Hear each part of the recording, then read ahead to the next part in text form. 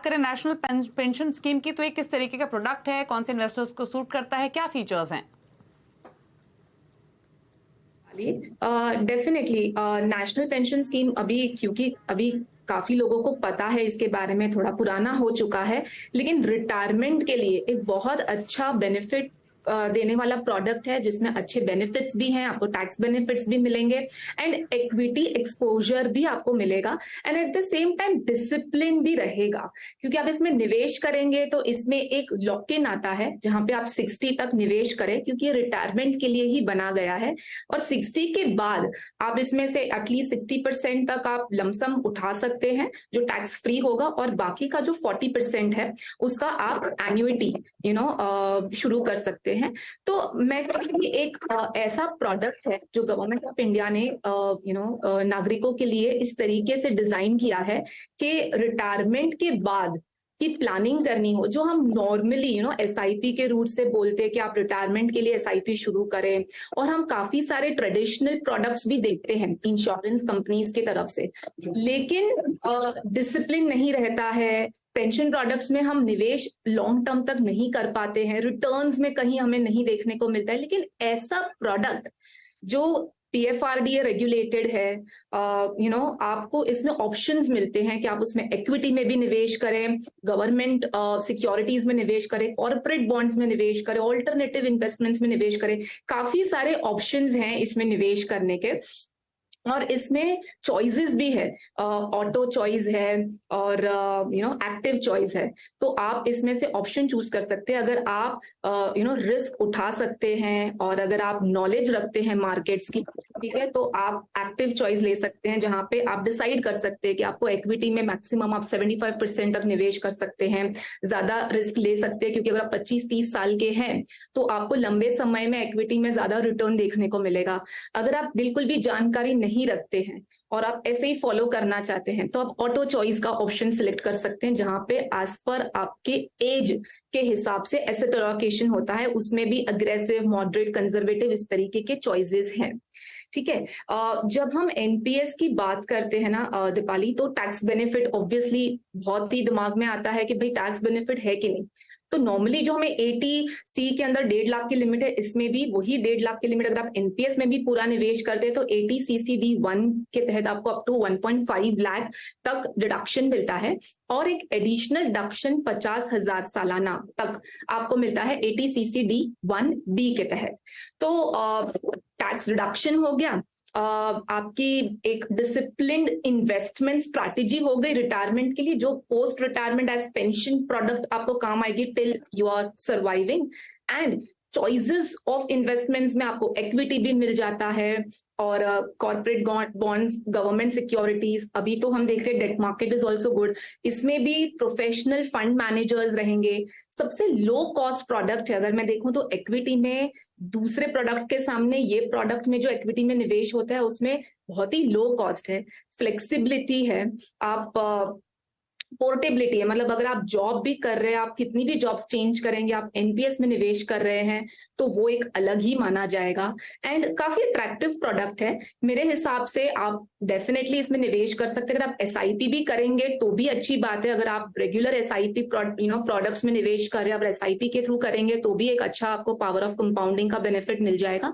और अगर आप लमसम भी कर रहे हैं लॉन्ग टर्म के हिसाब से तो जारी रखें, एक अच्छा प्रोडक्ट है। कौन सी चॉइस लेनी ये आप आपके रिस्क एपेटाइट के हिसाब से डिसाइड कर सकते हैं। जी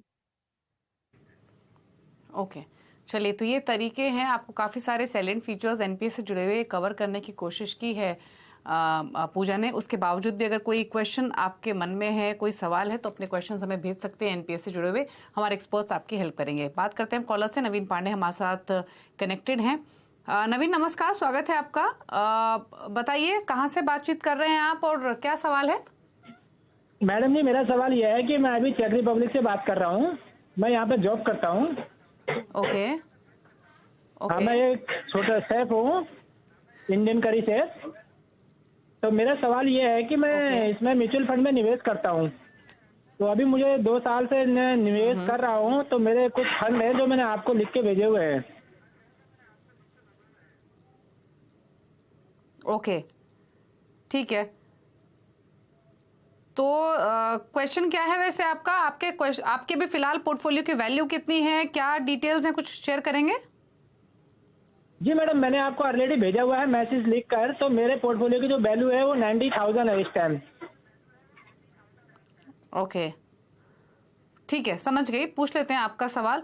तो जो डिटेल्स इन्होंने बताई हैं, बैंक ऑफ इंडिया का स्मॉल कैप फंड एक इन्होंने लिया हुआ है और उसमें इनका 1500 का एसआईपी है। एक्सिस स्मॉल कैप फंड में 1500 का है। टाटा डिजिटल और आईसीआईसीआई प्रू टेक, इस फंड में इनका इन्वेस्टमेंट 1000 है। Mirae Asset, PGIM India mid cap opportunities और SBI large and mid cap और एचडीएफसी फ्लेक्सी कैप, इनमें 2-2000 की एसआईपी है। टोटल एसआईपी इनकी है 13,000 की। 90,000 इनकी पोर्टफोलियो की वैल्यू हो चुकी है। 3 करोड़ का टारगेट है 20 ईयर्स में। 60,000 और ये लमसम डालना चाहते हैं। तो क्या सजेशन इनके पोर्टफोलियो और इनके गोल्स को लेकर? जी देखिए, सबसे पहली बात तो मैं दाद दूंगी कि इन्होंने जो टारगेट सेट किया है वो एक काफी रियलिस्टिक टारगेट है। मैं समझती हूँ रिटायरमेंट के लिए 20 साल में 3 करोड़ की राशि जुटाना चाहते हैं।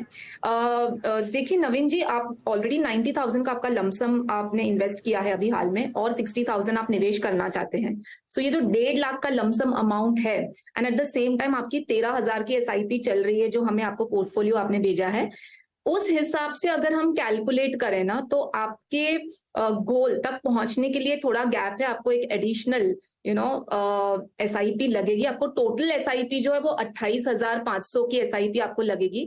आपकी एसआईपी अभी चल रही है 13,000, तो आपको एडिशनल और 15,000 के आसपास एसआईपी लगेगी।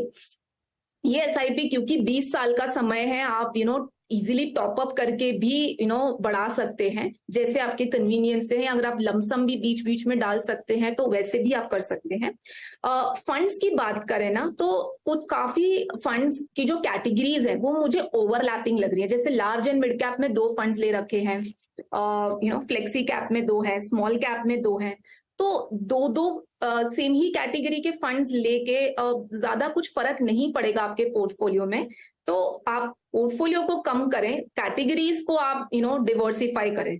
तो आपको मैं कंसोलिडेट करके देती हूँ। आप लार्ज एंड मिड कैप में SBI large and mid cap को कंटिन्यू करें। फ्लेक्सी कैप आपका एचडीएफसी फ्लेक्सी कैप कंटिन्यू करें। मिड कैप में पीजीआईएम मिड कैप कंटिन्यू करें। स्मॉल कैप में आपका एक्सिस स्मॉल कैप आप कंटिन्यू कर सकते हैं। क्योंकि आपने एक सेक्टोरल फंड में निवेश किया हुआ है, अगर आप सेक्टोरल फंड की जोखिम को समझते हैं, क्योंकि वो साइक्लिकल होते हैं। जैसे टेक्नोलॉजी सेक्टर जो है साइक्लिकल है, कभी आपको उसमें अच्छे रिटर्न्स देखने को मिलेंगे, कभी आपको उस समय पे जब टेक्नोलॉजी सेक्टर नहीं चलेगा तब काफी नेगेटिव रिटर्न्स डबल डिजिट में भी देखने को मिलेंगे। तो उस समय पे अगर आप पेशेंस रख सकते हैं, लॉन्ग टर्म है, इक्विटी मार्केट्स को समझते हैं, फर्स्ट टाइम इन्वेस्टर नहीं है, तो सेक्टोरल फंड की एसआईपी कंटिन्यू करने की सलाह दूंगी। और एक फंड ऐड कर सकते हैं, क्योंकि एसआईपी बढ़ानी ही है, एक मल्टी कैप फंड ऐड करने की सलाह देती हूँ, क्वांट का एक्टिव फंड। ये आप ऐड कर लें तो आपका पोर्टफोलियो काफी डिवर्सिफाइड भी हो जाएगा। लेकिन हाँ, एसआईपी अमाउंट आपको बढ़ाना होगा ये टारगेट तक पहुंचने के लिए। जी।